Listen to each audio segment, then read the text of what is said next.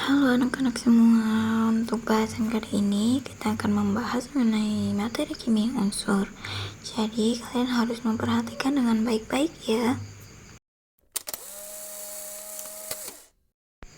Yang pada awal itu ada kelimpahan unsur golongan utama.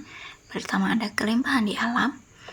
Yang paling banyak di alam itu ada helium. Lalu terbanyak di bumi itu ada oksigen, silikon, aluminium, dan besi.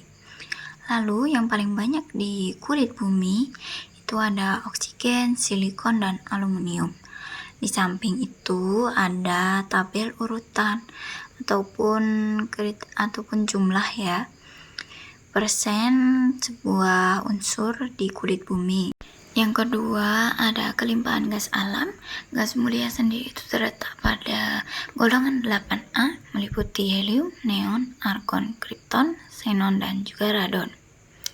Yang paling melimpah di udara itu ada argon, sedangkan yang paling sedikit itu ada radon. Lalu di samping ada tabel kelimpahannya ya, bisa dilihat. Yang ketiga ada kelimpahan halogen. Halogen itu terletak pada golongan 7A, meliputi fluorin, klorin, bromin, iodin, dan juga astatin. Kelimpahannya itu terbanyak ada di lautan. Berikut ada penjelasannya pada tabel ya. Yang keempat itu ada kelimpahan alkali. Alkali sendiri itu terletak pada golongan 1A yang terdiri dari litium, natrium, kalium, rubidium, cesium, francium. Yang paling banyak itu adalah natrium di dalam air laut, yaitu seperti garam dapur atau NaCl. Dan untuk penjelasan lanjut ada di tabel. Kemudian ada yang kelima, yaitu ada kelimpahan alkali tanah, di mana logam ini terletak pada golongan 2A, meliputi berilium, magnesium, kalsium, strontium, barium, radium. Lalu untuk berilium itu mineralnya terletak pada bentuk beril, bukan pada mineral. Lalu magnesium dalam mineral air laut seperti dolomit, dan kalsium banyak pada cangkang kerang. Untuk penjelasannya ada di tabel. Lalu untuk penjelasannya selanjutnya itu ada sifat unsur golongan utama. Pada gas mulia itu unsur-unsur ini sangat stabil atau sangat sukar bereaksi dan memiliki elektron valensi 2s2 np6 kecuali pada helium. Nah, pada tabel itu dijelaskan beberapa sifat-sifat ya pada beberapa unsur pada gas mulia. Sifat fisiknya sendiri itu gas monoatomik, tidak berwarna, tidak berbau, dan lain-lain.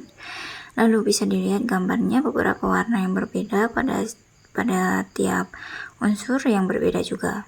Untuk sifat kimianya, kereaktifan rendah, dan karena kulit terluarnya sudah penuh sehingga bersifat stabil, dan lain-lain. Lalu yang kedua ada halogen, di mana halogen mempunyai 7 elektron valensi pada subkulit Ns2 dan Np5. Ini tuh sangat bersifat reaktif ya, dan cenderung menyerap satu elektron sehingga membentuk ion bermuatan negatif 1. Berikut tabel dengan beberapa sifat-sifatnya.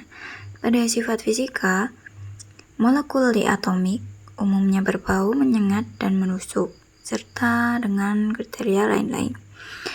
Pada gambar juga bisa dilihat.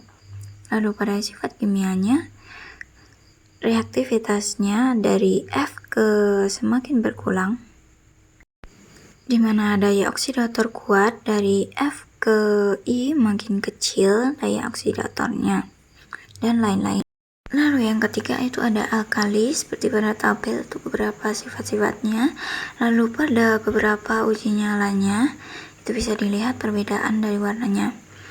Dari sifat fisika bersifat lunak, jika dibersihkan berwarna putih mengkilap, dapat menghantarkan panas listrik, lalu dan lain-lain.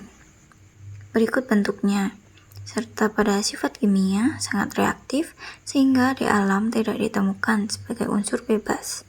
Daya reduktornya kuat dan juga lain-lain.